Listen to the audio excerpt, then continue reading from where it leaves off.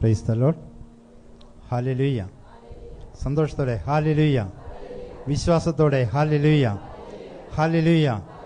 Hallelujah. Hallelujah. Hallelujah. Hallelujah. Hallelujah. കുറച്ചുകൂടെ ഉണരട്ടെ. Hallelujah. Hallelujah. Hallelujah. Hallelujah. Hallelujah. Hallelujah. അനുഗ്രഹിച്ചുയർത്തിയ കരത്തിന് കീഴിൽ ആരാധനാപൂർവം അങ്ങേ ഞങ്ങൾ ആരാധിക്കുന്നു എന്ന് നമ്മൾ പാടി. ഈ സമയം, ഈ സന്ദർഭം ലൂക്കായുടെ സുവിശേഷം 24-ാം അധ്യായത്തിൽ യേശു അവരെ ബഥാനിയയിലേക്ക് കൂട്ടിക്കൊണ്ടുപോയി കരങ്ങൾ ഉയർത്തി അനുഗ്രഹിച്ചുകൊണ്ടിരിക്കെ അവൻ മേഘത്തിൽ മറഞ്ഞു. ശിഷ്യന്മാർ അവനെ ആരാധിച്ച് സന്തോഷത്തോടെ മടങ്ങിപ്പോയി. അതാണ് നമ്മൾ പാടിയ ആ ഗാനത്തിൻ്റെ പശ്ചാത്തലം. അത് എഫാത്തായ്ക്ക് വേണ്ടി കുമ്പാറ ബേബിച്ചേട്ടൻ എഴുതി നമ്മൾ ഇടയ്ക്ക് പാടുന്നതാണ്. അപ്പോൾ യേശു കരങ്ങൾ ഉയർത്തി അനുഗ്രഹിച്ചുകൊണ്ട് മേഘത്തിലേക്ക്, സ്വർഗത്തിലേക്ക് സംഭവിക്കപ്പെടുകയും ശിഷ്യന്മാര് യേശുക്രിസ്തുവിനെ ആരാധിക്കുകയും ചെയ്യുന്ന അതിവിശിഷ്ടമായ സ്വർഗീയ അനുഭൂതി നിറഞ്ഞ സംഭവമാണ് നമ്മൾ അല്പസമയം മുമ്പ് പാടിയത്. അവിടെ ദൈവത്തിൻ്റെ അനന്തമായ കൃപ, ദൈവത്തിൻ്റെ അനന്തമായ സ്നേഹം, അവൻ്റെ സന്നിധിയിൽ എപ്പോഴും നമുക്ക് ഒരു സങ്കേതം കണ്ടെത്തുവാനുള്ള ആഗ്രഹം ഈ സ്തുതിയിലൂടെ നമ്മൾക്ക് നമ്മുടെ ഹൃദയത്തിൽ ജനിക്കണം. വെറുതെ ആരാധിച്ച് സ്തുതിച്ച് എല്ലാ ചൊവ്വാഴ്ചകളിലും വൈകുന്നേരം ഈ ശുശ്രൂഷയിൽ പങ്കെടുത്ത് തിരിച്ച് വീട്ടിലേക്ക് പോകുന്ന മനോഭാവമല്ല, മറിച്ച് യേശുക്രിസ്തുവിന്റെ സന്നിധിയിൽ, അതായത് പിതാവിന്റെ വലതുഭാഗത്ത് ഉപവിഷ്ടനായിരിക്കുന്ന കർത്താവിന്റെ സന്നിധിയിൽ നമുക്കൊരിടം കണ്ടെത്തുവാൻ നമുക്ക് സാധിക്കണം. സങ്കീർത്തകൻ ഇങ്ങനെ വളരെ മനോഹരമായിട്ട് പറയുന്നുണ്ട്. 84-ാമത്തെ അധ്യായത്തില് 3-ാമത്തെ വാക്യത്തില്, കുരുകിൽ പക്ഷി ഒരു സങ്കേതവും മീബൽ പക്ഷി തന്റെ കുഞ്ഞിന് ഒരു കൂടും കർത്താവിന്റെ ബലിപീഠത്തിൽ കണ്ടെത്തുന്നു എന്ന്. Praise the Lord. Praise the Lord. Hallelujah. ജീവനില്ല. നമ്മൾ എവിടെയാണ് സങ്കേതം കണ്ടെത്തിയിരിക്കുന്നത്? നമ്മുടെ ഈ ഭൂമിയിലെ ജീവിതത്തിൽ നമ്മൾ കണ്ടെത്തിയിട്ടുള്ള സങ്കേതം എവിടെയാണ്? പലർക്കും പലതരത്തിലുള്ള സങ്കേതങ്ങളാണ് അവരവരെ തേടിപ്പിടിച്ച് കൊണ്ടു നടക്കുന്നത്. അവരുടെ സങ്കേതത്തിലേക്ക് ആരെങ്കിലും ഒന്ന് എത്തി നോക്കുകയോ കയറാൻ തുടങ്ങുകയോ ചെയ്താൽ അപ്പോഴവരുടെ സ്വഭാവത്തിൻ്റെ രീതി അറിയാം. ഇല്ലേ, നമുക്കിഷ്ടപ്പെട്ട ഒരു സാധനം മറ്റൊരാൾക്ക് കൊടുക്കുവാനോ, നമ്മളിപ്പോൾ സ്ഥിരമായി ഉപയോഗിച്ചുകൊണ്ടിരിക്കുന്ന ഒരു റൂം അല്ലെങ്കിൽ നമ്മുടെ ബെഡ്റൂം വേറൊരാൾക്ക്, ഇന്നൊരു പാവപ്പെട്ടവനോ അല്ലെങ്കിൽ എൻ്റെ വീട്ടിലേക്ക് വന്ന അത്ര പ്രൗഢിയില്ലാത്ത ഒരു അതിഥിക്ക് വിട്ടുകൊടുക്കുവാൻ പലപ്പോഴും മടിയുണ്ട്. ഇയാളൊന്ന് പോയി കിട്ടിയാൽ മതിയായിരുന്നു, ശല്യം ഒഴിവായി, കുറേ നേരമായി വന്നിരിക്കുന്നു. അടുക്കളയിൽ നിന്ന് ചിലർ പറയും, ഈ മനുഷ്യൻ പോകുന്നുമില്ലേ, ഇന്ന് പോയിട്ട് വേണം ഞങ്ങൾക്ക് എന്തെങ്കിലും നല്ല കറി ഉണ്ടാക്കി കഴിക്കാൻ. നമ്മുടെ മുമ്പിൽ വന്നിരിക്കുന്ന അതിഥിയെക്കുറിച്ചുള്ള നമ്മുടെ മനോഭാവത്തിനനുസരിച്ചാണ് നമ്മുടെ മനസ്സിൽ നമ്മൾ പദ്ധതികൾ രൂപപ്പെടുത്തുന്നത്. അപ്പോൾ നമ്മുടെ സങ്കേതത്തിലേക്ക് ആരും കയറി വരുന്നത് പലപ്പോഴും നമുക്കിഷ്ടമല്ല. അപ്പോൾ ദാവീദ് കണ്ടെത്തിയത് പക്ഷികൾക്ക് പ്രത്യേക പ്രാധാന്യമൊന്നുമില്ല. മനുഷ്യരെ പോലെയുള്ള പ്രാധാന്യമൊന്നും ദൈവസന്നിധിയിലെ പക്ഷികൾക്ക് ഉണ്ടെന്ന് നമ്മൾ വിചാരിക്കുന്നില്ല. അവയ്ക്ക് ആത്മാവില്ലല്ലോ. മനുഷ്യന് മാത്രമല്ലേ ആത്മാവുള്ളൂ. പക്ഷിയെക്കുറിച്ച് അത്ര വലിയ കാര്യങ്ങളൊന്നും നമ്മൾ ചിന്തിക്കാറില്ല. എന്നാൽ ദാവീദ് കണ്ടെത്തി, അതായത് ഒരു കുരുകിൽ പക്ഷി ഒരു സങ്കേതമൊരുക്കുന്നു ദൈവത്തിന്റെ ബലിപീഠത്തിൽ. മീബൽ പക്ഷി തന്റെ കുഞ്ഞിന് വേണ്ടി ഒരു കൂടൊരുക്കുന്നു ദൈവത്തിന്റെ ബലിപീഠത്തെങ്കിൽ. എവിടെയാണ് ദൈവത്തിന്റെ ബലിപീഠം? ഈ പക്ഷികൾ എവിടെയാണ് കൂടൊരുക്കുക? അന്നത്തെ കാലത്ത് ദൈവത്തിന് ബലിപീഠമുണ്ടായിരുന്നു. ഇന്ന് നമുക്കുമുണ്ടോ ബലിപീഠം? നമുക്കുമുണ്ട് ബലിപീഠം. എല്ലാ ദിവസങ്ങളും ദേവാലയത്തിൽ നമുക്ക് വേണ്ടി അർപ്പിക്കപ്പെടുന്ന, ദൈവത്തിന് വേണ്ടി അർപ്പിക്കപ്പെടുന്ന ആ ബലിയിൽ നമുക്കുമുണ്ടൊരു ബലിപീഠം. പക്ഷെ നമ്മളുടെ സങ്കേതം അവിടെയല്ല. മീബൽ പക്ഷിയും കുരുകിൽ പക്ഷിയും ഒരു സങ്കേതം തേടി അവരവിടെ കൂടൊരുക്കുമ്പോൾ ദൈവത്തെ മഹത്വപ്പെടുത്തുവാൻ, ദൈവത്തോട് ചേർന്നിരുന്ന് ദൈവത്തിന്റെ കൃപാവരങ്ങൾ പാടി സ്തുതിക്കുവാൻ അവ ആഗ്രഹിക്കുന്നു. എന്നാൽ നമ്മളോ, നമ്മുടെ ജീവിതത്തെ ഒന്ന് പരിശോധിച്ചാൽ നമ്മൾക്ക് പലതരത്തിലുള്ള സങ്കേതങ്ങളുണ്ട്. മറ്റുള്ളവരെ പ്രീതിപ്പെടുത്താൻ വേണ്ടി, അവരെ സുഖിപ്പിക്കുവാൻ വേണ്ടി പലത് തിന്മകളും ചെയ്ത് ജീവിക്കുന്ന മനുഷ്യരെ ലോകത്തിൽ, നമ്മുടെ ചുറ്റുപാടുകളിൽ, അതല്ലെങ്കിൽ എന്നില് പലപ്പോഴും കണ്ടെത്തുവാൻ കഴിയും. പ്രത്യേകിച്ചും രാഷ്ട്രീയ പാർട്ടികളിലൊക്കെ.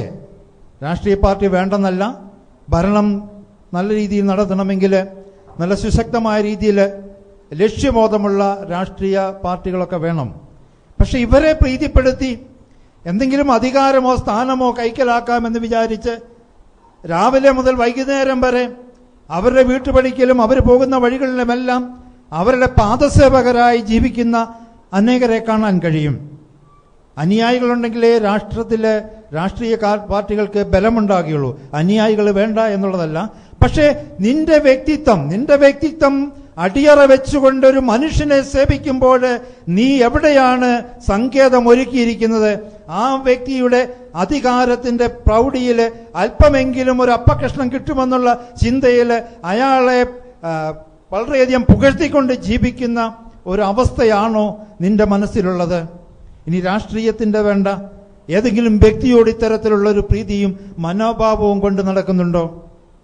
മകനോട്, മകളോട്, മാതാവിനോട്, പിതാവിനോട്, അയൽവാസിയായ യുവാവിനോട്, യുവതിയോട്, ഇനി ഇച്ചിരി യുവത്വം കഴിഞ്ഞ് വാർദ്ധക്യത്തിലേക്ക് വരുന്ന ആരോടെങ്കിലുമാണോ ഇത്തരത്തിലുള്ള ഒരു മനോഭാവം കൊണ്ട് നടക്കുക?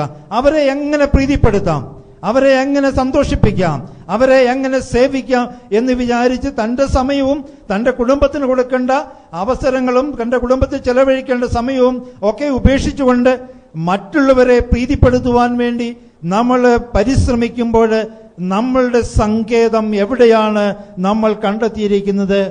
ദൈവത്തിന്റെ ബലിപീഠത്തെങ്കിലോ അതോ ഓരോ ദിവസവും നമ്മൾക്ക് വേണ്ടി അർപ്പിക്കപ്പെടുന്ന വിശുദ്ധ കുർബാന അർപ്പിക്കപ്പെടുന്ന ആ കുർബാനയിലാണോ നമ്മൾ നമ്മളുടെ ജീവിതത്തിന്റെ സങ്കേതം അല്ലെങ്കിൽ അടിസ്ഥാനം അല്ലെങ്കിൽ ഉറവിടം കണ്ടെത്തിയിരിക്കുന്നത്? അതിൽ നിന്നും വ്യത്യസ്തമായി നമ്മൾ ഓരോരുത്തരും കണ്ടെത്തിയിരിക്കുന്ന പല സങ്കേതങ്ങളുമുണ്ട്. ചിലർക്ക് പ്രേമത്തിന്റെ ലഹരി പിടിച്ച സങ്കേതമായിരിക്കാം. കാമുകിയെ കാണാൻ, കാമുകനെ കാണാൻ, എല്ലാ പ്രഭാതത്തിലും അതിനെക്കുറിച്ച് ചിന്തിക്കുവാൻ, മറ്റൊന്നിനെക്കുറിച്ചും ചിന്തിക്കുവാനില്ല. ചിലർക്ക് പണത്തെക്കുറിച്ചായിരിക്കാം, എങ്ങനെ പണമുണ്ടാക്കണം, മറ്റുള്ളവർ പണമുണ്ടാക്കുന്നതുകൊണ്ട് അസൂയപ്പെട്ട് വ്യഗ്രതപ്പെട്ട് അവരെ കുറ്റം പറഞ്ഞ് പലതരത്തിലും ജീവിക്കുന്ന അവസ്ഥയുണ്ട്. അവിടെയൊന്നും സങ്കേതം ഈ മിവൽ പക്ഷിയുടെ കൂട്ടോ കുരുകിൽ പക്ഷിയുടെ കൂട്ടോ കർത്താവിന്റെ ബലിപീഠത്തിങ്കിലല്ല, മറിച്ച് പൈശാചിക ശക്തിയുടെ ബലിപീഠത്തിങ്കിലാണ് നമ്മൾ ഇപ്രകാരമുള്ള പ്രവൃത്തികൾ ചെയ്യുന്നതിലൂടെ നമ്മൾ സങ്കേതം കണ്ടെത്തുക. സുഭാഷിതങ്ങളുടെ പുസ്തകം 17:1 പറയുന്നു, കലഹം വളരെയധികം പ്രയാസമുണ്ടാകുന്ന ഒരു സംഭവമാണ്. കലഹപ്രിയരായ ആളുകളുണ്ട് നമ്മളുടെ ഇടയിൽ. എന്നും വീട്ടിൽ കലഹം, സമാധാനമില്ല. വീട്ടിലെ മക്കൾക്ക് അവിടെ സ്വസ്ഥതയോടെ ഇരിക്കാൻ പറ്റുന്നില്ല. ഒന്നെങ്കിൽ ഭാര്യയും ഭർത്താവും തമ്മിൽ കലഹം, അല്ലെങ്കിൽ അമ്മായി അമ്മയും മരുമകളും തമ്മിൽ കലഹം, അല്ലെങ്കിൽ സഹോദരങ്ങൾ തമ്മിൽ കലഹം, അതല്ലെങ്കിൽ അയൽവാസികൾ തമ്മിൽ നിരന്തരമായ കലഹം, അതല്ലെങ്കിൽ മറ്റാരുടെയെങ്കിലും കാര്യങ്ങൾ പറഞ്ഞ് ഭവനത്തിൽ എന്നും അസ്വസ്ഥതകൾ ഉണ്ടാക്കുക. ഇങ്ങനെ ദുർവചസ്സുകൾ പറഞ്ഞ് എന്നും കലഹമുണ്ടാക്കി ജീവിക്കുന്ന വ്യക്തികളുടെ സങ്കേതം എവിടെയാണ്? പിശാചിന്റെ മടിത്തട്ടിലാണ്. അവനാണ് കോലാഹലത്തിന്റെ ആള്, കലഹത്തിന്റെ ആള്. സുഭാഷിതം 17:4 പറയുന്നു, ദുഷ്ടൻ ദുർവചസ്സുകൾ ശ്രദ്ധിക്കുന്നു, നുണയൻ അപവാദത്തിന് ചെവി കൊടുക്കുന്നു. പരദൂഷകരായ ധാരാളം ആളുകളെ നമുക്ക് കണ്ടെത്താം. പരദൂഷണം കൊണ്ട് കുടുംബം നശിച്ചുപോയവരുണ്ട്. മറ്റുള്ളവരുടെ സൗഹൃദമായ ബന്ധങ്ങൾ ശിഥിലീകരിക്കപ്പെട്ടു പോയ അവസ്ഥയുണ്ട്. നല്ല ബന്ധങ്ങളെ പലപ്പോഴും തകിടം മറിച്ച അവസ്ഥയുണ്ട് പരദൂഷണം കൊണ്ട്. അപ്പോൾ ഇങ്ങനെ നിരന്തരം പരദൂഷണം പറയുവാനും അതിൽ മറ്റുള്ളവരെ തകരുകയും ചെയ്യുന്നത് കണ്ട് സന്തോഷിക്കുവാനും ആഗ്രഹിച്ചുകൊണ്ട് നടക്കുന്ന മനസ്സുള്ളവരുടെ സങ്കേതം ദൈവത്തിന്റെ ബലിപീഠത്തിങ്കിലാണോ അവർ ഒരുക്കിയിരിക്കുന്നത്? അതാണ് നമുക്ക് ചിന്തിക്കാനുള്ളത്. ഞാൻ എൻ്റെ ജീവിതത്തിന്റെ ഓരോ മേഖലകളിലും പ്രവർത്തന മണ്ഡലങ്ങളിലും എപ്രകാരത്തിലുള്ള ഒരു സങ്കേതമാണ് ഞാൻ ഒരുക്കിയിരിക്കുന്നത്, അത് ആരുടെ അടുത്താണ് ഒരുക്കിയിരിക്കുന്നത്, ആ സങ്കേതം എൻ്റെ ജീവിതത്തിൽ എത്രമാത്രം ആനന്ദം എനിക്ക് നൽകുന്നുണ്ട് എന്നുള്ളത് പരിശോധിക്കുവാനുള്ള ഒരു നിമിഷമായി ഈ സമയങ്ങളെ ദൈവം നമുക്ക് അനുവദിച്ചതാണ്. സുഭാഷിതം 17:5 പറയുന്നത്, ദരിദ്രരെ പരിഹസിക്കുന്നവൻ സൃഷ്ടാവിനെ നിന്ദിക്കുന്നു. Praise the Lord, praise the Lord. ദരിദ്രനെ പരിഹസിക്കുന്നവൻ ആരെ നിന്ദിക്കുന്നു? സൃഷ്ടാവിനെ നിന്ദിക്കുന്നു. ദരിദ്രനെ പരിഹസിക്കുക എന്നൊരു സാമൂഹിക ശൈലിയായി മാറിയിട്ടുണ്ട്. നമ്മുടെയൊക്കെ ചുറ്റുപാടുകളിൽ ദരിദ്രനായ ഒരാൾ ജീവിക്കുന്നുണ്ടെങ്കിൽ അവനെ നമ്മൾ വേണ്ടുന്ന രീതിയിൽ ബഹുമാനിക്കുകയോ ആദരിക്കുകയോ അവനോട് സൗഹൃദം പുലർത്തുകയോ അവന്റെ ഭവനത്തിൽ കടന്നു ചെല്ലുവാൻ മനസ്സ് വെക്കുകയോ ചെയ്യാറില്ല. അവനേക്കാൾ അല്പം കൂടെ ഒരു ഉയർന്ന പടിയിലാണ് നമ്മൾ ജീവിക്കുന്നതെന്ന് നമ്മളൊരു മിഥ്യാധാരണ നമ്മൾ ഉണ്ടാക്കുകയും അങ്ങനെ നമ്മൾ ചിന്തിക്കുകയും അവനെ നമ്മുടെ ജീവിതത്തിൽ നിന്നും അല്ലെങ്കിൽ നമ്മളുടെ കൂട്ടായ്മകളിൽ നിന്ന്, അതായത് ഞാനൊരു സമൂഹത്തിൽ ഉന്നതനായൊരു വ്യക്തിയാണെങ്കിൽ എന്നോടൊപ്പം ചേർന്ന് നിൽക്കുന്ന വ്യക്തികളുടെ ഇടയിൽ ഈ ദരിദ്രനെ കുറിച്ച് ഞാൻ പലതരത്തിലുള്ള അപവാദങ്ങൾ പറഞ്ഞു പരത്തുന്നവളാണോ? അവനങ്ങനെ ദരിദ്രനായത്, അവളങ്ങനെ ദാരിദ്ര്യനായത് അവളുടെ ആ പൊങ്ങച്ചം കൊണ്ടാണ്, അവളുടെ നാവിന്റെ കുഴപ്പം കൊണ്ടാണ്, അവളുടെ അപ്പന്റെയും അമ്മയുടെയും ദുഷ്പ്രവൃത്തികൾ കൊണ്ടാണ്, കിട്ടുന്നതൊക്കെ കുടിച്ചു മുടിച്ചത് കൊണ്ടാണ്, ആവശ്യമില്ലാതെ വസ്ത്രം വാങ്ങി, സാരി വാങ്ങി, പിന്നെ പിള്ളേർക്ക് ആവശ്യമില്ലാത്ത ഭക്ഷണം വാങ്ങി, ആഡംബരം കാണിച്ചത് കൊണ്ടാണ് അവനും ഇന്ന് ദരിദ്രനുമായി തീർന്നിരിക്കുന്നത്. അങ്ങനെ അത് പറഞ്ഞ സമൂഹത്തിൽ പരിഹസിക്കുകയും അവരെ കുറ്റപ്പെടുത്തുകയും അതിലൂടെ ഒരു ആനന്ദം കണ്ടെത്തുകയും ചെയ്യുമ്പോൾ ഞാൻ എൻ്റെ ബലിപീഠം എവിടെയാണ് ഒരുക്കിക്കൊണ്ടിരിക്കുന്നത്? ദൈവത്തിൻ്റെ സന്നിധിയിലാണോ? അതോ പരിഹാസകന്റെ പിതാവായ ദുഷ്ടപിശാചിന്റെ സന്നിധിയിലാണോ? ദരിദ്രനെ സൃഷ്ടിച്ചതും ധനവാനെ സൃഷ്ടിച്ചതും ദൈവമാണ്. ഒരാളെ ഉയർത്തുന്നതും താഴ്ത്തുന്നതും ദൈവമാണ്. അതിന്റെ പരമാധികാരി ദൈവമാണ്, നമ്മളാരുമല്ല. നമ്മളുടെ മുമ്പിൽ ദൈവം ഒരു ദരിദ്രനെ തന്നിട്ടുണ്ടെങ്കിൽ ദൈവം നമുക്ക് നൽകിയ സമൃദ്ധിയിൽ നിന്നും ഒരു പങ്ക് അവരുടെ ജീവിതത്തിലേക്ക് നൽകിക്കൊണ്ട് ദൈവത്തിന് പ്രസാദകരമായ ബലിയർപ്പിക്കുവാൻ വേണ്ടിയാണ് നമ്മളുടെ ഇടയിൽ ഒരു ദരിദ്രനെ ദൈവം തന്നത്. അതിൽ നിന്നും വ്യത്യസ്തമായി മറ്റു പലതരത്തിലുള്ള ചിന്തകൾ മനസ്സിൽ കൊണ്ടു നടന്ന് അവനോട് പലതരത്തിലുള്ള ദുഷ്ടതയും വെറുപ്പും മനസ്സിൽ നമ്മൾ സ്വരൂപിക്കുന്നതിലൂടെ നമ്മൾ ഒരുക്കുന്ന സങ്കേതം ദൈവത്തിന്റെ ബലിപീഠത്തെങ്കിലല്ല എന്ന് നമുക്ക് തിരിച്ചറിയേണ്ടതുണ്ട്. വീണ്ടും സുഭാഷിതൻ 17:20 പറയുന്നത്, കുടിലമാനസൻ ഐശ്വര്യം പ്രാപിക്കുകയില്ല. പല ദരിദ്രരും അനുഗ്രഹം പ്രാപിക്കുന്നതും പ്രശസ്തരായിത്തീരുന്നതും വളരെ എളിമയുള്ളവരും നന്മയുള്ളവരുമായ മനുഷ്യര് വളരെയധികം ഉയർന്ന രീതിയിൽ ആത്മീയമായി വളരുന്നതും കാണുമ്പോൾ കുടിലമാനസന് പലപ്പോഴും അത് ചിന്തിക്കുവാനോ അതിനെ അംഗീകരിക്കുവാനോ സാധിക്കുകയില്ല. അവന്റെ മനസ്സ് മാറാത്തത് കൊണ്ട് അവൻ ഒരിക്കലും ഐശ്വര്യം പ്രാപിക്കാൻ പറ്റുകയില്ല. അവൻ വില കൂടിയ വസ്ത്രം ധരിച്ചാലും വില കൂടിയ സുഗന്ധദ്രവ്യങ്ങൾ ഉപയോഗിച്ച് അവൻ അത് പൂശി യാത്ര ചെയ്താലും അവൻ കടന്നു പോകുമ്പോൾ അവന്റെ ജീവിതത്തിൽ ഈ മനസ്സ് മാറാത്തിടത്തോളം കാലം ഐശ്വര്യം പ്രാപിക്കുവാൻ കഴിയില്ല എന്ന് ദൈവത്തിന്റെ വചനം ഓർമ്മപ്പെടുത്തുന്നു. എന്നാൽ സങ്കീർത്തനം 84:11 പറയുന്നത്, പരമാർത്ഥതയോടെ വ്യാപരിക്കുന്നവർക്ക് ഒരു നന്മയും അവിടുന്ന് നിഷേധിക്കുകയില്ല. Hallelujah, hallelujah, hallelujah. ആർക്കാണ് ഒരു നന്മയും നിഷേധിക്കാത്തത്? ഇന്ന് ധാരാളം നന്മകൾ അവകാശമാക്കാൻ പറ്റാത്തത് നമ്മുടെ ജീവിതത്തിലെ പ്രധാനപ്പെട്ട കാരണം പരമാർത്ഥ ഹൃദയത്തോടെ വ്യാപരിക്കുവാൻ സാധിക്കാത്തത് കൊണ്ടാണ്. ഈ കുരുകിൽ പക്ഷിയെ പോലെ മീബൽ പക്ഷി തന്റെ കുഞ്ഞിന് കൂടൊരുക്കുന്നത് പോലെ ബലിപീഠത്തിങ്കൽ എപ്പോഴും ചെന്ന് ജീവിക്കുവാൻ, ശ്രദ്ധ അങ്ങോട്ട് തിരിക്കുവാൻ സാധിക്കാതെ പരമാർത്ഥ ഹൃദയമില്ലാതെ ജീവിക്കുന്നത് കൊണ്ടാണ് പലപ്പോഴും നമുക്ക് പലതരത്തിലുള്ള നന്മകളും കൈവശപ്പെടുത്താൻ കഴിയാതെ പോകുന്നത്. ഇങ്ങനെ നന്മകൾ കൈവശപ്പെടുത്താൻ കഴിയാതെ വരുമ്പോൾ നമ്മൾ പലപ്പോഴും അസ്വസ്ഥരാകുകയും തിന്മയുടെ വഴികളിലേക്ക് പലരും നീങ്ങിപ്പോവുകയും ചെയ്യുന്നത് സർവ്വസാധാരണമായി കാണാറുണ്ട്. എന്നാൽ അതിൽ നിന്നും വ്യത്യസ്തമായി ദൈവത്തിന്റെ വചനം കേട്ട് ഈ വചനത്തിൽ വിശ്വാസമർപ്പിച്ച് ഹൃദയത്തെ ദൈവത്തിലേക്ക് തിരിച്ചുകൊണ്ട് എവിടെയെല്ലാമാണ് ആത്മാർത്ഥതയില്ലാത്തതെങ്കിൽ അവയെല്ലാം തിരുത്തിക്കൊണ്ട് പരമാർത്ഥ ഹൃദയത്തോടെ ദൈവസന്നിധിയിൽ അഭയം പ്രാപിക്കുവാൻ തീരുമാനിക്കുന്ന വ്യക്തിയുടെ ജീവിതത്തിൽ സർവ്വവിധ നന്മകൾ കൊണ്ടും ദൈവം അനുഗ്രഹം ചൊരിയും. സുഭാഷിതം 18:10 പറയുന്ന കർത്താവിന്റെ നാമം ബലിഷ്ഠമായ ഒരു ഗോപുരമാണ്. Praise the Lord. Hallelujah, hallelujah, hallelujah. പലതരത്തിലുള്ള ഗോപുരങ്ങൾ, എന്നാൽ ബലിഷ്ഠമായ ഗോപുരമാണ് കർത്താവിന്റെ നാമം. അവന്റെ നാമം വിളിച്ചപേക്ഷിക്കുന്നവരെല്ലാം രക്ഷ പ്രാപിക്കുമെന്ന് റോമർ 10:10 പറയുന്നുണ്ട്. അപ്പോൾ കർത്താവിന്റെ നാമം വിളിച്ചപേക്ഷിക്കുന്നവർക്കൊരിക്കലും മറ്റൊരാളുടെ ജീവിതത്തിലെ അസഹ്യത ഉണ്ടാക്കുവാൻ കഴിയുകയില്ല. അവനെ കുറ്റക്കാരനായി വിധിക്കാൻ കഴിയുകയില്ല. മറ്റൊരാളെ കുറിച്ച് അപവാദം പരത്തുവാൻ കഴിയുകയില്ല. മറ്റൊരാളുടെ രഹസ്യങ്ങൾ വെളിപ്പെടുത്തി അവരെ സമൂഹത്തിന് മുമ്പിൽ അപമാനിതരാക്കാൻ കഴിയുകയില്ല. അവൻ ദൈവത്തോടെപ്പോഴും ചേർന്ന് നിൽക്കും. കർത്താവിന്റെ നാമം ബലിഷ്ഠമാണ്. നീതിമാൻ അതിൽ ഓടിക്കയറി സുരക്ഷിതനായി കഴിയുന്നു. Price the Lord. ആരാണ് ഈ ബലിഷ്ഠമായ ഗോപുരത്തിൽ ഓടിക്കയറുന്നത്? നീതിമാന് മാത്രമേ ഈ കർത്താവിന്റെ നാമത്തിന്റെ ബലിഷ്ഠമായ ഗോപുരത്തിൽ ഓടിക്കയറുവാൻ സാധിക്കുകയുള്ളൂ. അവൻ അവിടെ സുരക്ഷിതനായി കഴിയും. അവൻ ഒരിക്കലും മറ്റൊരാളെ അപമാനപ്പെടുത്തുകയില്ല. ഈ നീതിമാൻ മറ്റൊരാളെ ലോകത്തിന്റെ മുമ്പിൽ മോശക്കാരനായി ചിത്രീകരിക്കുകയില്ല. ഈ നീതിമാൻ, അങ്ങനെ ഒരു നീതിമാനെ കുറിച്ച് നമ്മുടെ സുവിശേഷത്തിൽ കണ്ടെത്തുന്നുണ്ട്. മറിയത്തെ വിവാഹം കഴിച്ച യോസേപ്പ് പിതാവ്, മറിയം ഗർഭിണിയാണെന്നറിഞ്ഞിട്ടും അവളെ അപമാനിക്കാൻ തയ്യാറാകാതെ രഹസ്യത്തിൽ ഉപേക്ഷിക്കുവാൻ യോസേപ്പ് തീരുമാനിച്ചു.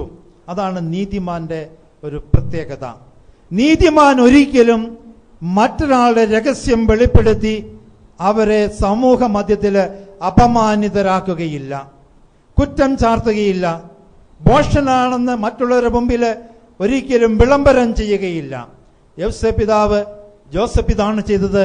തന്റെ പ്രതിസുത വധു മറിയം ഗർഭിണിയാണെന്നറിഞ്ഞപ്പോൾ അവളെ രഹസ്യത്തിൽ ഉപേക്ഷിക്കുവാൻ തീരുമാനിച്ചു. ബാക്കിയുള്ള സംഭവങ്ങളൊക്കെ നമുക്കറിയാം. ദൈവത്തിന്റെ ദൂതൻ പ്രത്യക്ഷപ്പെട്ട് യോസഫിനോട് പറഞ്ഞു, നിന്റെ ഭാര്യ മറിയം ഗർഭിണിയായിരിക്കുന്നത് പരിശുദ്ധാത്മാവിനാലാണ്, അതുകൊണ്ട് അവളെ രഹസ്യത്തിൽ ഉപേക്ഷിക്കുവാൻ നീ തയ്യാറാകണ്ട എന്ന്. അപ്പോൾ നീതിമാൻ ഓടിക്കയറുന്നത് ബലിഷ്ഠമായ ഗോപുരത്തിലേക്കാണ്. ഈ ബലിഷ്ഠമായ ഗോപുരം കർത്താവിന്റെ നാമമാണ്. കർത്താവിന്റെ നാമത്തിൽ ആശ്രയിക്കുന്നവൻ നീതിമാനാണ്. ആ നീതിമാൻ ഓടിക്കയറുക ബലിഷ്ഠമായ ഗോപുരത്തിലേക്കാണ്. ചിലരുടെ ജീവിതത്തിൽ എന്നും പ്രശ്നങ്ങളാണ്. കുടുംബജീവിതം നയിക്കുമ്പോൾ ഭാര്യയെ കൊണ്ട് ശല്യം, ഭർത്താവിനെ കൊണ്ട് ശല്യം. എങ്ങനെയെങ്കിലും ഈ ബന്ധമൊന്ന് അവസാനിപ്പിച്ചാൽ മതി. അതിനെന്താ വഴിയെന്ന് സുഹൃത്തുക്കളോടും വക്കീലിനോടും ഇടയ്ക്കിടയ്ക്ക് സഭയിലൊക്കെ ചെന്ന് സഭാ കോടതിയിലുള്ള നമ്മളെ ഈ കേസുകൾ കൈകാര്യം ചെയ്യുന്ന വൈദികരോടൊക്കെ ആലോചിക്കും. ഇല്ല, ആരോടെങ്കിലും പ്രാർത്ഥിച്ചു നോക്കും.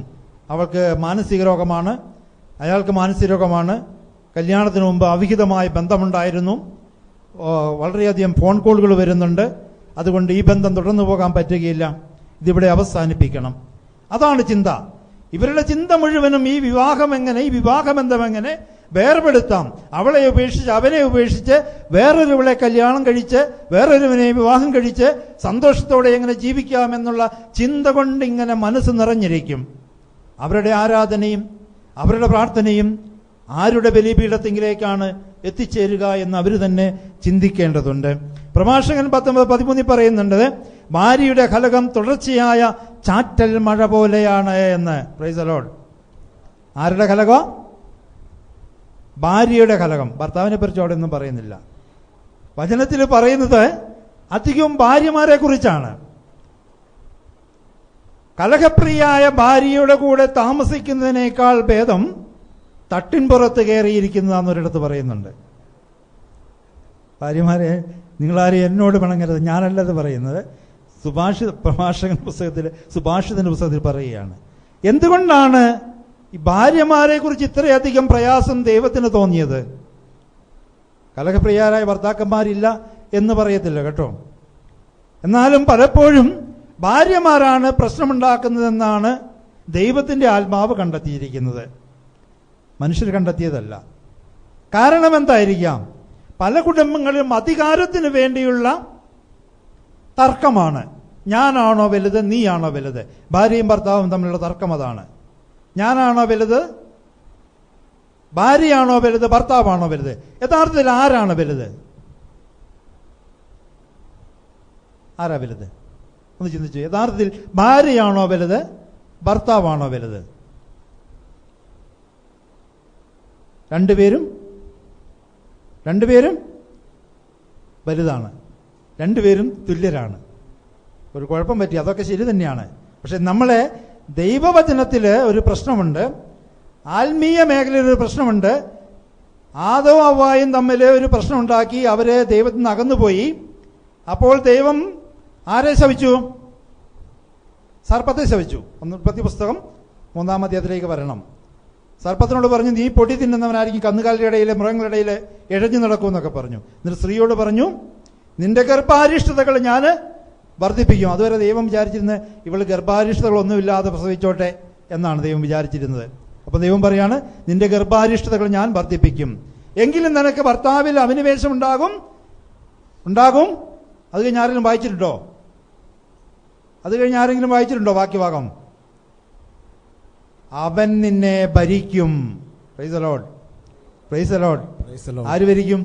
ഭർത്താവ്. ഭാര്യയല്ല ഭരിക്കുന്നത്. ആരാ പറഞ്ഞത്? വചനപ്രഘോഷകരാണോ പറഞ്ഞത്? വചനം പറഞ്ഞു, അവൻ നിന്നെ ഭരിക്കും. ഈ ഭരണം ഇഷ്ടമില്ലാത്ത ഭാര്യമാര് എന്നും പ്രശ്നമാണ്. അതുകൊണ്ടാണ് ഈ സുഭാഷിതം ഇവിടെ എഴുതി വെച്ചത്, ഭാര്യയുടെ കലകം തുടർച്ചയായ ചാറ്റൽ മഴ പോലെയാണ് എന്ന്. കാരണം അധികാരത്തിന് വേണ്ടിയുള്ള വടംവലിയ. ആര് ഭരിക്കണം? ഭർത്താവിനെ ഭരിക്കാൻ അനുവദിക്കുന്ന ഈ ഭരണപ്രിയരായ ഭാര്യമാരുണ്ടെങ്കിൽ അവർ ഈ വചനം വായിച്ചിട്ട്, ഞാൻ ഒരുക്കുന്ന സങ്കേതം കർത്താവിന്റെ ബലിപീഠത്തിങ്കിലാണോ എന്ന് ഒന്ന് ചിന്തിക്കണം. അങ്ങനെയാണെങ്കിൽ ഈ വചനം ഭരണപ്രിയരായ ഭാര്യമാരെ അനുസരിക്കാൻ ആഗ്രഹിക്കുന്നെങ്കിൽ അവരുടെ കുടുംബത്തില് എന്ത് ലഭിക്കും? ശാശ്വതമായ സമാധാനം. നീതിമാനായ ഒരു ഭർത്താവ് അവർക്കുണ്ടാകും. കാരണം ആ ഭർത്താവിന് പ്രശ്നമില്ല, ഭാര്യയെ കൊണ്ട് പിന്നെ പ്രശ്നമില്ലല്ലോ. അപ്പോൾ അദ്ദേഹം നീതിമാനായിരിക്കും. ഭാര്യയെ കൊണ്ടുള്ള പ്രശ്നം കൊണ്ട് അദ്ദേഹത്തിന് ചിലപ്പോൾ നീതിയായത് ചെയ്യാൻ പറ്റുകയില്ല. ഭാര്യ നിരന്തരം ചാറ്റൽ മഴ പോലെ ഇങ്ങനെ പറയും, പിന്നെ നിരന്തരം കലഹം ഉണ്ടാക്കുമ്പോൾ എന്താ സംഭവിക്കുക? നിരന്തരമായ ചാറ്റൽ മഴയുണ്ടെങ്കിൽ കവുങ്ങ് കൃഷിക്കാർക്ക് എന്ത് സംഭവിക്കും? കുരുമുളക് കൃഷിക്കാർക്ക് എന്ത് സംഭവിക്കും? ജാതി കൃഷിക്കാർക്ക് എന്ത് സംഭവിക്കും? മകാളി പിടിക്കും.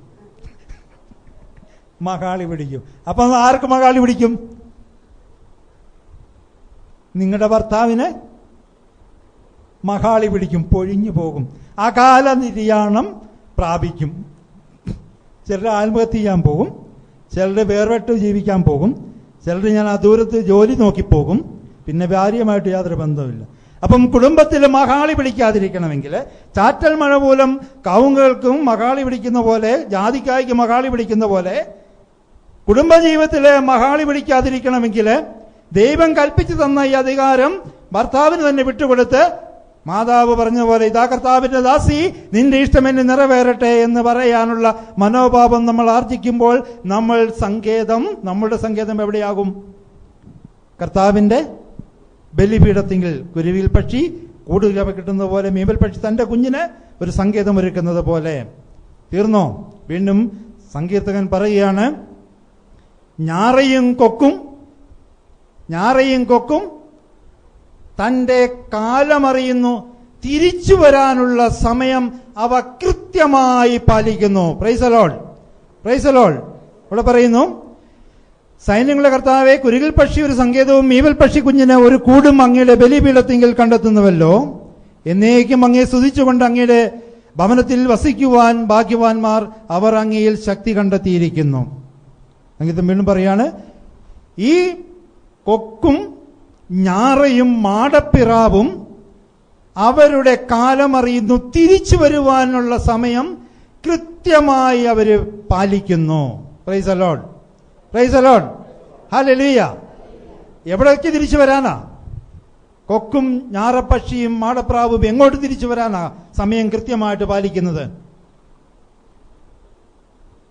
കൊക്കിനെയും കണ്ടിട്ടില്ല, മാടപ്രാവിനെയും കണ്ടിട്ടില്ല, പിന്നെ അതിന് ഞാറപ്പക്ഷിയും കണ്ടിട്ടില്ല.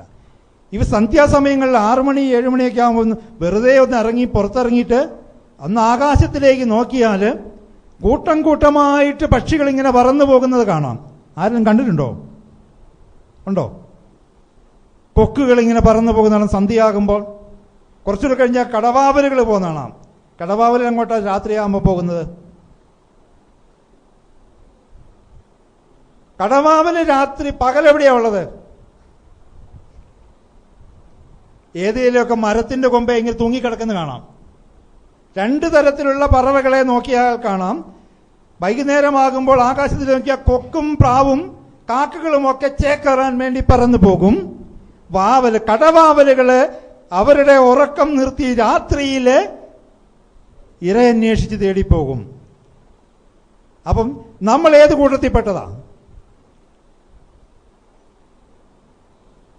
വാവലിന്റെ കൂട്ടത്തിൽപ്പെട്ടതോ കൊക്കിന്റെ കൂട്ടത്തിൽപ്പെട്ടതോ? ചിലരൊക്കെ വാവലിന്റെ കൂട്ടത്തിൽപ്പെട്ടവരുണ്ട്. പകലൊക്കെ വീട്ടിൽ കിടന്നിറങ്ങും. വൈകുന്നേരമാകുമ്പം ഒരു കൊടയോ അല്ലെങ്കിൽ എന്തെങ്കിലുമൊക്കെ എടുത്ത് അങ്ങാടിയിലേക്ക് പോകും. പിന്നെ അവിടെ കൂട്ടുകാരുമായിട്ട് സല്ലപിക്കും. പോകാട ബാറിലേക്ക്, ഏത് ബാറാണ് ഏറ്റവും വലുത്, അങ്ങനെ പലതരത്തിലുള്ള ഗ്രേഡ് കൂടിയ ബാറുകളിലേക്ക് അന്വേഷിച്ചു പോകും. രാത്രിയിൽ പറക്കുന്ന വാവലിനെ പോലെ തിരിച്ചു വരാനുള്ള സമയം കൃത്യമായി പാലിക്കാതെ തോന്നുന്ന പോലെ ജീവിക്കുന്നവരുണ്ട്. ഇങ്ങനെ ജീവിച്ചാല് നമ്മുടെ ജീവിതം എവിടെ എത്തിയില്ല? കർത്താവിന്റെ സന്നിധിയിലെത്തുകയില്ല. അപ്പൊ തിരിച്ചുവരവ് ഒന്ന് രണ്ട് പലതരത്തിലുണ്ട്. പാപത്തിന്റെ അവസ്ഥയിൽ നിന്ന് തിരിച്ചു വരുവാൻ നമുക്ക് സാധിക്കണം.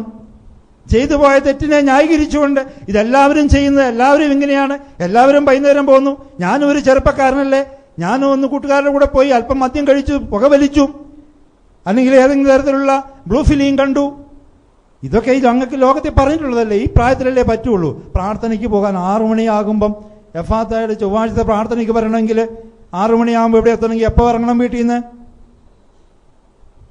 ദൂരന്ന് വരുന്നവരൊക്കെ അതിനനുസരിച്ച് ഇറങ്ങണം. എങ്കിലൊരു 5:30 ആകുമ്പോഴത്തേക്ക് ഇറങ്ങണം. 5:30 ആകുമ്പോൾ ഇറങ്ങണമെങ്കിൽ എന്തെല്ലാം കാര്യങ്ങൾ ക്രമീകരിക്കണം? വീട്ടിലെ പണിയൊക്കെ തീർക്കണം, ആടും പശുവുള്ളതിനെ കൊണ്ട് കെട്ടണം, കോഴിനെ കൂട്ടിക്കയറ്റണം, മക്കളെയൊക്കെ പഠിപ്പിച്ചിരുത്തണം, ഭക്ഷണം കൊടുക്കണം, അവർക്ക് വേണ്ട കാര്യങ്ങളൊക്കെ നിർദ്ദേശിച്ചു കൊടുക്കണം. എന്നിട്ടേ ഇങ്ങ് എത്താൻ പറ്റുള്ളൂ. അപ്പൊ അതിനുവേണ്ടി വലിയൊരു ഒരുക്കമുണ്ട്, കഷ്ടതയുണ്ട്, ഒരു സമർപ്പണമുണ്ട്. അപ്പോൾ കൃത്യമായ സമയമറിയുന്ന 6 മണിക്ക് തുടങ്ങുന്നു. 6 മണിക്ക് തുടങ്ങുന്നതിന് മുമ്പ് എത്തുവാൻ വേണ്ടി ഒത്തിരി ഒരുക്കങ്ങൾ ഈ ശുശ്രൂഷയിലേക്ക് ഇന്ന് വന്നിരിക്കുന്നവര് അവരുടെ ജീവിതത്തിൽ ചെയ്തിട്ടുണ്ട്. ഇതുപോലെ തന്നെ ദൈവത്തിന്റെ സന്നിധിയിലേക്ക് തിരിച്ചു ചെല്ലുവാനും കൃത്യമായ ഒരുക്കങ്ങൾ നമ്മൾ നടത്തേണ്ടതുണ്ട്. അങ്ങനെ നടത്തുമ്പോഴാണ് നമ്മുടെ ജീവിതം അനുഗ്രഹപൂർണമായി തീരുക. പ്രഭാഷണ പുസ്തകം 48 പറയുന്ന എല്ലാ ജീവികൾക്കും, മനുഷ്യനും പാപികൾ കേഴിരട്ടിയും കഷ്ടതയുണ്ട്. എല്ലാവർക്കും കഷ്ടതയുണ്ട്. പക്ഷികൾക്കുണ്ട്, മനുഷ്യനുണ്ട്, എന്നാൽ പാപികൾ കേഴിരട്ടിയും. അതുകൊണ്ട് മാർക്കോസ് സുവിശേഷം 13:32 പറയുന്നു, ജാഗ്രതയോടെ ഇരിക്കുവിൻ, ശ്രദ്ധാപൂർവം ഉണർന്നിരിക്കുവിൻ. ഒരു യജമാനൻ ദൂരദേശത്തേക്ക് പോകുമ്പോൾ തന്റെ ജോലിക്കാർക്ക് ജോലി ചെയ്യുവാനുള്ള നിർദ്ദേശങ്ങൾ കൊടുക്കുകയും കാവൽക്കാരനോട് ഉണർന്നിരിക്കുവാൻ കൽപ്പിക്കുകയും ചെയ്തുകൊണ്ട് അവൻ പോകുന്നു. അവൻ പറഞ്ഞതുപോലെ ചെയ്യുന്ന ഭൃത്യനും കാവൽക്കാരനും ആ യജമാനന്റെ പ്രീതിക്ക് കാരണമായി തീരും. അപ്പൊ അതുപോലെ കർത്താവ് നമ്മളോട് പറഞ്ഞിരിക്കുന്ന കാര്യങ്ങൾ കൃത്യമായി നിറവേറ്റിയാൽ, തിരിച്ചു വരേണ്ട സമയം പാലിച്ചാൽ, ദൈവസന്നിധിയിൽ എന്താണ് ചെയ്യേണ്ടതെന്ന് ആലോചിച്ചുറച്ചാൽ, മദ്യഷാപ്പിലും വൈകുന്നേരം അങ്ങാടികളിലും കടത്തിണ്ണകളിലും ഏതെങ്കിലും ക്ലബ്ബുകളിലും അതല്ലെങ്കിൽ അതുപോലുള്ള മറ്റ് സങ്കേതങ്ങളിലും പോയി സൊറ പറഞ്ഞിരുന്ന് വൈകുന്നേരത്തെ കുടുംബ പ്രാർത്ഥനയും മക്കളോടൊത്തുള്ള സല്ലാപവും ഭാര്യയോടൊത്ത് ഏതെങ്കിലും പാചകം ചെയ്യാനുള്ള സഹായമൊന്നും ചെയ്യാതെ ഇങ്ങനെ അലഞ്ഞു നടക്കുന്നവന്റെ ജീവിതം ദുസ്സഹമായി തീരുമെന്ന് ദൈവത്തിന്റെ വചനം പറയുന്നു. അതിനാൽ നമ്മുടെ ജീവിതത്തെ കർത്താവിന്റെ വചനത്തിനനുസൃതമായി ക്രമീകരിക്കുവാൻ കൃപ തരണമേ എന്ന് നമുക്ക് പ്രാർത്ഥിക്കാം. നമുക്ക് എഴുന്നേറ്റ് നിൽക്കാം. ഈ വചന സന്ദേശത്തിനു വേണ്ടി നമ്മുടെ പ്രിയപ്പെട്ട കൂമ്പാറ ബെബിച്ചേട്ടൻ ഒരു ഗാനം എഴുതി തയ്യാറാക്കിയിട്ടുണ്ട്. അത് ചിട്ടപ്പെടുത്തി തന്റെ സഹപ്രവർത്തകരെ പഠിപ്പിച്ചിട്ടുണ്ട്. അവരിപ്പോൾ ഈ ഗാനം ആലപിക്കും. ആ ഗാനം ആലപിക്കുന്നതിന് മുമ്പായി നമ്മുടെ കണ്ണുകളെ ഒരു നിമിഷം അടയ്ക്കാം. സങ്കീർത്തകൻ മീവൽ പക്ഷി കുഞ്ഞിന് ഒരു കൂടൊരുക്കുന്നത് ബലിപീഠത്തിലാണെന്ന് കണ്ടെത്തി. കുരുവിൽ പക്ഷി ഒരു സങ്കേതം ദൈവത്തിന്റെ ബലിപീഠത്തിൽ ഒരുക്കുന്നു. ഞാറയും കൊക്കും തിരിച്ചു വരുവാനുള്ള കാലം കൃത്യമായിട്ടും അറിയുന്നു. എന്നാൽ നമ്മുടെ അവസ്ഥ എന്തെന്നൊരു നിമിഷം ചിന്തിച്ച് കർത്താവിനോട് മാപ്പ് ചോദിച്ച് അനുതാപത്തോടെ പശ്ചാത്താപത്തോടെ കർത്താവിന്റെ മുമ്പിൽ ഈ ഗാനങ്ങൾ ഏറ്റുപാടി അനുഗ്രഹം പ്രാപിക്കാം.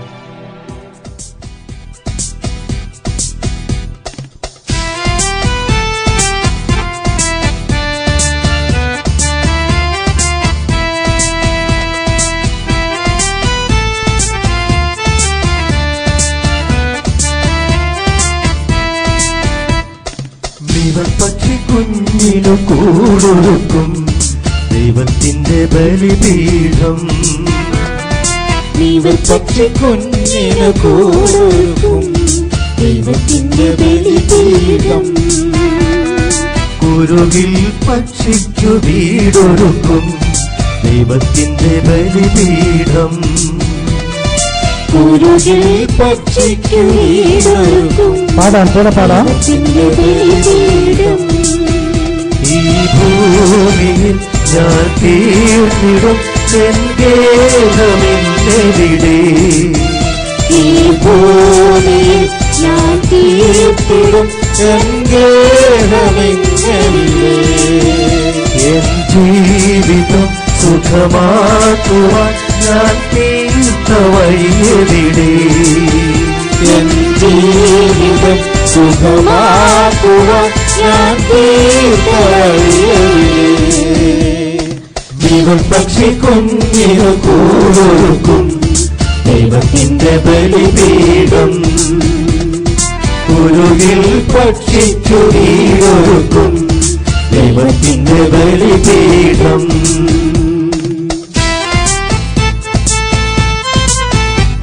കാലമറിയാത്ത എവിടെ ചേക്കേറണമെന്ന് സമയമറിയാത്ത പക്ഷികളെ പോലെയാകാതെ കൃത്യസമയം പാലിക്കുന്ന ജീവിതത്തിന്റെ ഉടമയായി തീരാൻ നമുക്ക് പ്രാർത്ഥിക്കാം.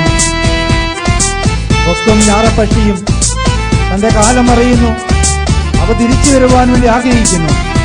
കൃത്യമായിട്ട് ആരും നിർദ്ദേശിക്കാതെ കർത്താവിന്റെ മക്കള് അവർ തോന്നുന്ന പോലെ ജീവിക്കുന്നു. ആകാശത്തിൽ പറക്കുന്ന ഞാറയ്ക്കും കൊക്കിനും ചേക്കേറുവാനുള്ള നേരമറിയാം.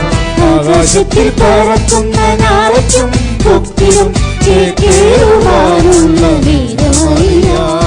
കാലമോ സമയമോ അറിയാതെ നിത്യം ഉഴലുന്നു ഞാൻ, അലയുന്നു ഞാൻ. കാലമോ സമയമോ അറിയാതെ നിത്യം ഉഴലുന്നു ഞാൻ, അലയുന്നു ഞാൻ. പക്ഷി കുഞ്ഞിനു കൂടൊരുക്കും ദൈവത്തിന്റെ ബലിപീഠം. കുരുകിൽ പക്ഷിക്കു വീടൊരുക്കും ദൈവത്തിന്റെ ബലിപീഠം.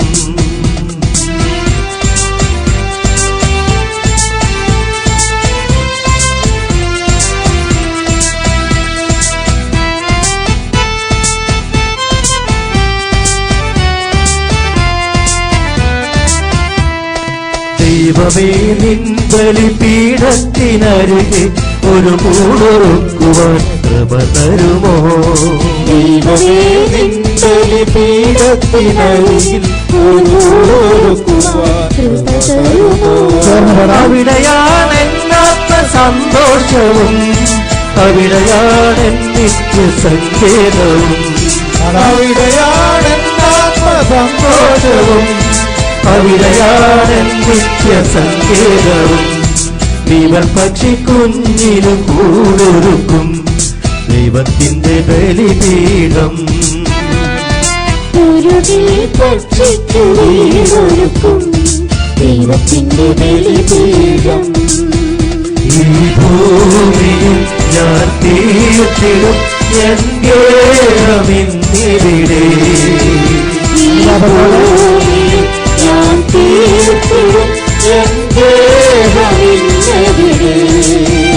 എൻ ജീവിതം സുഖമാക്കുവാൻ ഞാൻ തീർത്ത വഴിയെവിടെ. വലിയ പശ്ചാത്തലത്തോടെ ജീവിതം സുഖമാക്കുവാൻ ഞാൻ തീർത്ത വഴിയെവിടെ. പക്ഷി കുഞ്ഞിനു കൂടൊരുക്കും ദൈവത്തിന്റെ ബലിപീഠം കുരുകിൽ പച്ചയ്ക്കു വീടൊരുക്കും ദൈവത്തിന്റെ ബലിപീഠം